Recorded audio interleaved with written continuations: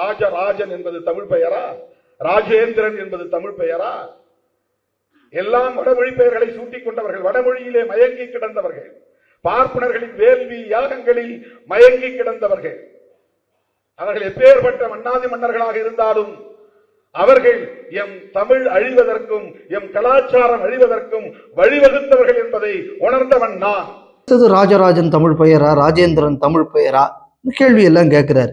இந்த கேள்வியை கேட்க வேண்டியதானே. ஸ்டாலின் தமிழ் பெயரா, கருணாநிதி தமிழ் பெயரா, உதயநிதி தமிழ் பெயரா, தயாநிதி தமிழ் பெயரா, இன்பநிதி தமிழ் பெயரா, இதெல்லாமே தமிழ் பெயரான்னு கேட்கலாமே. ஏன் உதய சூரியன் தமிழ் பெயரா, திராவிடம் தமிழ் பெயரா, எல்லாம் கேட்கலாமே. இதெல்லாம் அப்படியே ஜவாஹருல்லா தமிழ் பெயரா, இவர் கட்சியிலேயே கூட வைத்து கொண்டிருக்கக்கூடிய ஆளூர் ஷாநவாஸ், ஆளூர் எங்க ஊர் பக்கத்து ஊர், அதை விட்டுருங்க, ஷாநவாஸ் தமிழ் பெயரா, இல்லைன்னா வாங்கி திங்கிற ஜெகத் கேஸ்பர் தமிழ் பெயரா, இந்த கேள்வியெல்லாம் கூட கேட்கலாமே. இதெல்லாம் என்ன தமிழ் பெயரா?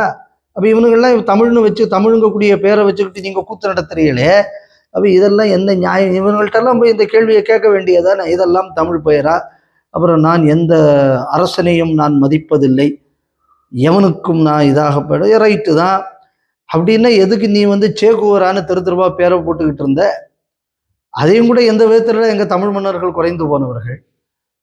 சரி, இவர்கள் காலத்தில் தமிழ் குட்டிச்சுவரானது அப்படின்னு சொல்றிய, சங்க இலக்கியங்கள் எல்லாம் படைக்கப்பட்ட காலங்கள், சங்க இலக்கியங்கள் இந்த உலகத்திற்கு கொடுக்கப்பட்டது எல்லாம் இந்த மாதிரியான மன்னர்கள் இருந்த காலத்துல தானே.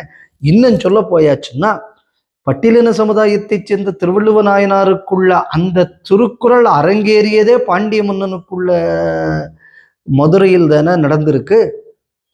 அப்ப அந்த இனத்தில் தோன்றிய ஒரு மகானையே நீ அதை வெளிக்கொண்டு வந்தது காலத்துல, அதுவும் திருக்குறள், சங்க இலக்கியங்கள் தோன்றிய காலம், சிலப்பதிகாரம், ஐம்பெரும் காப்பியங்கள், சிலப்பதிகாரம், மணிமேகலை, வளையாபதி, குண்டலகேசி, சீவக சிந்தாமணி ஆகிய பெரும் காப்பியங்கள் தோன்றியது. இது எல்லாம் பண்ணின காலத்துல தமிழ் சீரழிஞ்சு போச்சான். அப்ப தமிழ் எப்படா வாழ்ந்தது? தமிழ் காட்டு முரண்டின்னு சொன்ன ஈவேரா காலத்துல வாழ்ந்ததா?